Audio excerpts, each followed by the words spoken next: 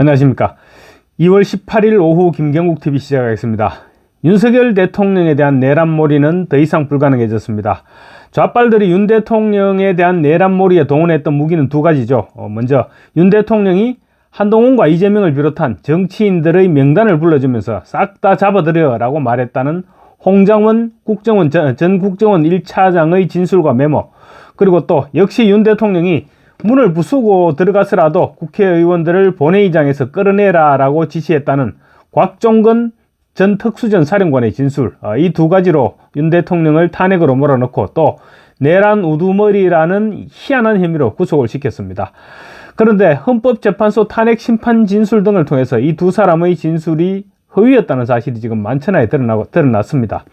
홍장원 전 국정원 1차장은 대통령이 싹 다 잡아들여라고 말했다고 주장했다가 대통령이 아니라 여인영 전 방첩사령관이 전화로 불러주는 명단을 받아 적었다, 이렇게 말을 바꿨습니다. 그런데 그나마도 국정원장 관사 앞 어두컴컴한 공터에서 명단을 받아 적었다, 전화로 불러주는 명단을 받아 적었다, 그렇게 주장하던 바로 그 시간에 홍장원 전 차장은 사무실에 본인 사무실에 앉아 있었다는 사실이 CCTV로 확인이 됐습니다. 시간과 장소가 거짓말이라면 메모 내용을 믿을 수가 없겠죠. 홍장원의 주장과 메모는 이미 거짓말로 들통이 났다고 봐야 됩니다. 심지어 홍장원은 국정원 1차장 출신인 민주당 박선원 의원과 계엄 선포 직후부터 연락을 주고받았고 작당한 흔적도 역력합니다. 곽종건 전 특전사령관은 계엄 직후인 12월 9일 군 검찰에 제출한 자술서에 국회의원이나 본회의장, 끌어내라, 이런 단어는 하나도 없었다고 김현태 707 특임단장이 정언했습니다.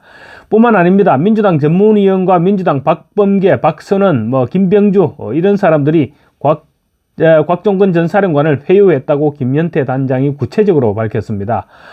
박범계는 곽종건에게 반복적으로 답변 연습까지 시켜서 대통령이 국회의원들을 끌어내라고 했다는 답변을 유도했습니다. 이런 것들을 과연 국회의원이라고 계속 인정을 해줘야 됩니까? 이번 사태가 진정이 되면 반드시 책임을 물어야 될 것입니다. 어쨌거나 이 곽종건과 홍장원 두 사람의 핵심 증언이 허위였음이 드러났으니까 내란죄는 이제 무너졌다고 봐야 될 것입니다. 김성회 전 대통령실 다문화 비서관이 SNS를 통해서 헌법재판소가 윤 대통령의 탄핵을 기각해야 하는 이유 3가지를 적었는데 저 역시 같은 생각이기 때문에 소개시켜 드릴까 합니다. 국회가 처음부터 탄핵을 밀어붙였던 명분이 내란 프레임이었습니다. 탄핵을 밀어붙일 내란을 찾기 어려우니까 조작된 정언으로 내란 프레임을 만들었고, 여당 내에서 탄핵에 찬성했던 한동훈이나 또 이재명과 민주당도 내란을 내세워서 탄핵을 밀어붙였습니다. 하지만 이제 비상계엄이 내란이었다는 등식이 사라졌습니다. 그리고 권력의 정점에 있던 대통령이 내란을 획책했다는 것은 말이 안 된다, 이런 여론이 지금 훨씬 우세합니다.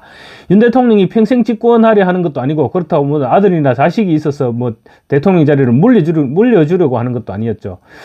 친위 쿠데타나 내란을 할 이유가 없었는데 이유가 없다는데 과반 이상의 국민들이 동의를 하고 있는 것입니다. 대통령을 탄핵하려면 내란이나 외환죄 또는 중대한 위법 행위가 있어야 합니다. 그런데 윤 대통령은 내란죄 프레임이 무너졌고 또 외환 혐의 당연히 없고 중대한 위법 사유는커녕 어떠한 범법 행위도 없었습니다. 오히려 이재명과 민주당이 29번에 걸친 줄탄핵과 각종 예산안 삭감, 또 중국 간첩의 검거나 마약 수사를 방해했다는 것이 확인되고 있습니다. 사드 정보를 중국에 넘겨준 간첩범죄 혐의자 정의용을 감사하려고 하니까 감사원장을 탄핵시켜버렸습니다. 대통령의 국정 운영을 방해했을 뿐만 아니라 국정 마비를 가져온 것은 민주당의 횡포였다는 점이 확인되고 있죠. 그래서 국민들은 계엄령이 아니라 계몽령이라고 지금 평가하고 있는 것입니다. 따라서 중대한 위법 사유는커녕 범법 사실조차 불분명한 윤 대통령을 대통령직에서 파면할 이유가 없어진 것입니다. 그리고 가장 중요한 이유는 국민이 탄핵을 원하지 않는다는 점입니다. 국회에서 대통령을 탄핵하려면 3분의 2 이상의 동의를 얻어야 되죠. 국회의원 3분의 2라고 하면 전체 유권자의 3분의 2와 같은 것입니다. 따라서 국민의 3분의 2 이상이 대통령의 탄핵에 동조해야 대통령을 탄핵할 수 있는 것이 기본 요건이라고도 볼 수 있습니다. 그런데 지금 국민 여론은 ARS 여론조사로는 50% 내외의 국민이 윤 대통령을 지지합니다. 그리고 ARS보다 낮은 전화 면접 여론조사에서도 40% 안팎의 국민이 윤 대통령을 지지한다고 밝히고 있습니다.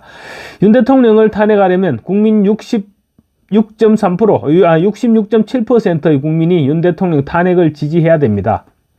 그런데 국민 절반 가까이가 지금 윤 대통령 탄핵을 거부하고 있습니다. 따라서 헌법재판소가 윤 대통령 파면을 결정하는 것은 민의를 부정하는 것이다. 이것이 지금 김성애 전 비서관의 주장인데 저도 완벽하게 동의합니다. 윤석열 대통령 변호인단도 반격에 나섰습니다. 김현태 707 특임단장의 진술로 민주당 의원들이 곽종근 전 사령관을 회유한 사실이 드러난 만큼 이는 명백한 탄핵 공작이고 내란몰이였다는 주장입니다. 당연히 탄핵은 무효입니다. 민주당 전문위원이 곽 전 사령관과 면담하면서 이미 대세가 기울었다. 민주당이 지켜줄 것이다. 이렇게 회유했다고 김현태 단장이 진술했습니다. 민주당 박범계와 부성찬은 곽종근에게 리허설을 시켜가면서까지 비상계엄 당시 의원들을 다 끄집어내라는 대통령의 지시가 있었다고 진술하도록 유도했습니다.